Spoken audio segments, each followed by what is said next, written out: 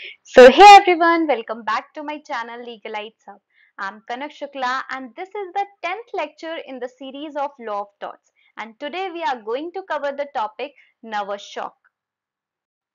So this is basically the table of contents and these are the topics which I'm going to cover in my today's video.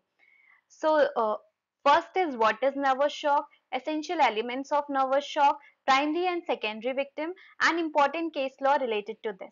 So let's begin with our first topic, that is what is nervous shock. The term nervous shock means a psychiatric condition or injury suffered by an individual as a result of events which have occurred due to the intentional or negligent acts or omissions of another person.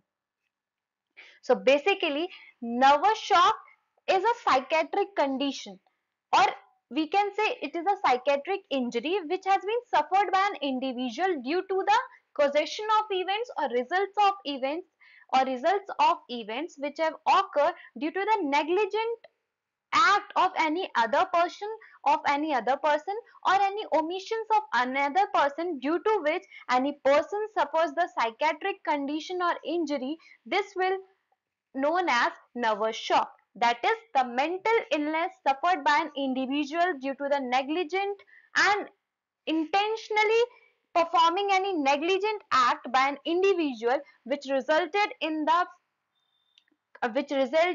causing the psychiatric injury to any individual. So this will be known as nervous shock. To amount in law to nervous shock, the psychiatric damage suffered by the claimant must extend beyond grief or emotional distress to a recognized mental illness such as anxiety, neurosis, or reactive depression. So basically, if we have to make someone held liable for the nervous shock, or if we have to make someone liable for the negligent act performed by an individual due to which the other person suffers the nervous shock or the psychiatric injury that has been suffered by an individual must be any recognized mental illness such as anxiety, neurosis, or reactive depression. It must not be just an emotional distress, because we cannot make any person held liable because we cannot make any person held liable just for the emotional distress suffered by an individual due to the act of any other person, which means कि अगर हमें किसी person को liable करना है for the negligent act जिसकी वजह से किसी और को नर्वस शॉक हुआ है, तो वो जो नर्वस शॉक होना चाहिए वो एक इमोशनल डिस्ट्रेस नहीं होना चाहिए, इमोशनल इंजरी नहीं होनी चाहिए, वो एक ऐसी मेंटल इलनेस होनी चाहिए जो कि एक रिकॉग्नाइज्ड मेंटल इलनेस हो, जैसे कि एंजाइटी हो गया, न्यूरोसिस हो गया, डिप्रेशन हो गया. For example, someone receives unexpected news of a loved one's death and feels dizzy, disoriented and numb. जैसे कि एक कोई पर्सन है, उसे एक न्यूज रिसीव होती है कि उसका कोई लव्ड वन है, उसकी डेथ हो जाती है, तो वो डिजी फील करता है, डिसोरिएंटेड फील करता है, नम हो जाता है. अब इसकी वजह से अगर वो नर्वस शॉक सफर करता है, so this will be a case of nervous shock and that person can be held liable for the nervous shock. Okay, so let's move forward. I hope this topic nervous shock is clear to all my legalites out there. So let's move towards our next topic, that is essential elements of nervous shock. So basically there are three essential elements of nervous shock. So the first element is there has to be a chain of causation of event. Second is the plaintiff need not to be present the site of incident. Third is the plaintiff have to show the close relationship of love and affection with affected person. So basically, first element is that there must be a chain of causation of event, which means there must be a chain of happening of an event. There must be an happening of an event in a chain. That means if one event happened due to which the other happens, that means one event is depend on the other. That means the one event that means the happening of one event is depend on the happening of other event. Second is the plaintiff need not to be present the site of incident, which means the person who suffered the nervous shock need not to be present in the site of incident. And third is the plaintiff who suffered the nervous shock have to show that he or she have a close relationship of love and affection with the affected person, so that he can make the other person held liable to get the compensation. So in simple words, पहला क्या होना चाहिए? There must be a chain of causation of event. Second is plaintiff need not to be present the site of incident, and the third is the plaintiff have to show the close relationship of love and affection with the affected person. So let's move forward to our next topic, that is primary and secondary victim. So basically, nervous shock victims are basically the two types, that is primary and secondary. So let's first talk about the primary victims. A primary victim is an individual directly involved in the accident or incident and was exposed to the risk of injury. The court has helpfully described a primary victim as someone who was involved either immediately or immediately as a participant. So basically primary victim वो होते हैं, वो individuals होते हैं जो कि directly उस incident या accident में involve हो, जो को जिन्होंने डायरेक्ट इंजरी सफर करी हो. कोर्ट ये डिस्क्राइब करता है कि जो प्राइमरी विक्टिम होते हैं वो पर्सन होते हैं जो कि immediately involved हो या immediately involved हो as a participant in the happening of an event due to which the victim suffered the nervous shock. Let's talk about the second one, that is secondary victim. Secondary victims are others who merely saw or heard the accident as a witness. In other words, a secondary victim is someone who suffers psychiatric injury solely as a result of witnessing the injury or endangerment of another.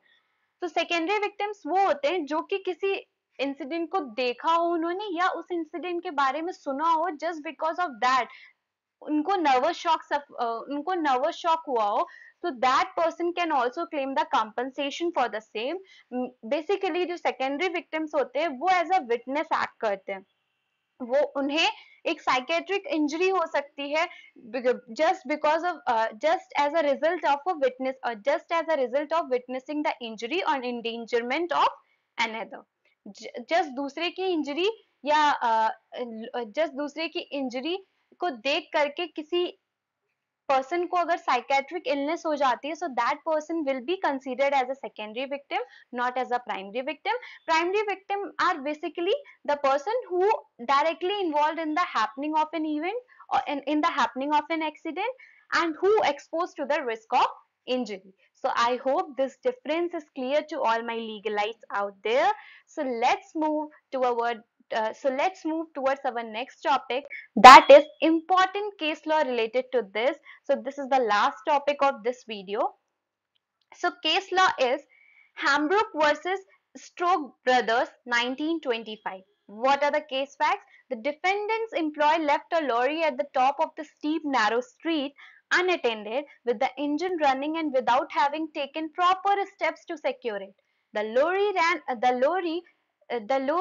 ran violently down the hill. The plaintiff's wife had been walking up the street with her children and had just parted with them a little below a point where the street made a bend when she saw the lorry rushing around the bend towards her. She became very frightened for the safety of her children, who by that time were out of sight, and who she knew must have met the lorry in its travels. She was almost immediately afterwards told by bystanders that a child answering the description of one of hers had been injured. As a consequence of her fright and anxiety, she suffered a nervous shock which eventually caused her death. So basically case facts ये है कि एक employ होता है, एक defendant का employ होता है जो कि लोरी को ऐसे ही top of the steep narrow street में अनअटेंडेड ही छोड़ देता है विद द इंजन जो कि प्रॉपरली टाई अप नहीं होता है, और वो बिना कोई स्टेप्स लिए जिससे वो उस इंजन को सिक्योर कर सकता है, वो लोरी को ऐसे ही छोड़ देता है. अब जो लोरी होती है वो क्या होती है कि क्योंकि वो डाउन द हिल वो क्या होने लगती है, वायलेंटली रैन करने लग जाती है, नीचे की तरफ आने लग जाती है।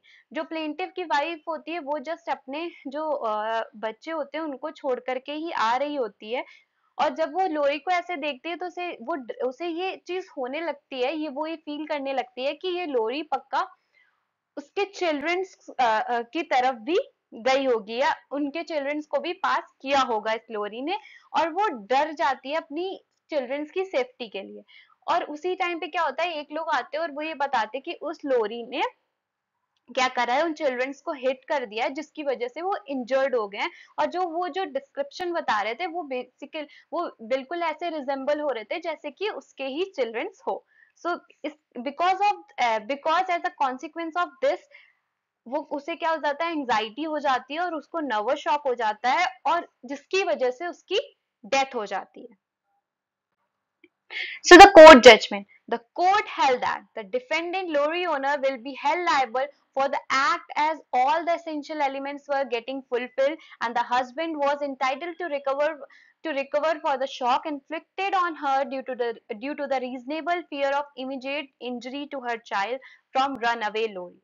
So court ये बोलता है कि जितने भी essential elements थे नर्वस शॉक के, कि पहला क्या था कि मतलब कि कॉजेशन ऑफ इवेंट होना चाहिए, सेकंड क्या था कि विक्टिम को उस प्लेस में नहीं होना चाहिए, और थर्ड क्या था कि जो विक्टिम होना चाहिए उसको लव और अफेक्शन होना चाहिए इंजर्ड पार्टी से। तो यहाँ पे सारे फुलफिल हो रहे हैं कि यहाँ पे कॉजेशन ऑफ इवेंट था, वो जा रही थी, फिर लॉरी का नीचे आना, फिर उसके चिल्ड्रंस जहाँ पे वो ड्रॉप करके आई थी वहीं पे उसी डायरेक्शन में लॉरी का मूव करना, तो there is a chain of causation of event. और जो वुमेन थी वो साइड पे तो प्रेजेंट नहीं थी, और लव और अफेक्शन का बॉन्ड तो था ही, because though the injured party was her children.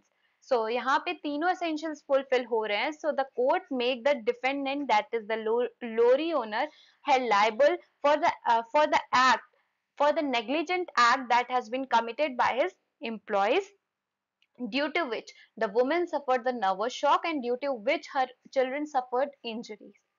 So yeah, that's all. I hope this topic is clear to you all. So that's all for today. And yeah, guys, don't forget to like, share, and subscribe to my channel. And also, please press the bell icon so whenever I will upload a new video on my channel, you will get a notification of it. So yeah, guys, this is the last video in the series of Law of Torts. So basically, I had covered each and every topic in brief on my channel, and I had also created a playlist with the title that is Law of Tort series. So basically, I had created the two playlists, one with the title that is the Law of Tort series, and the second is Law of Torts in 60 seconds.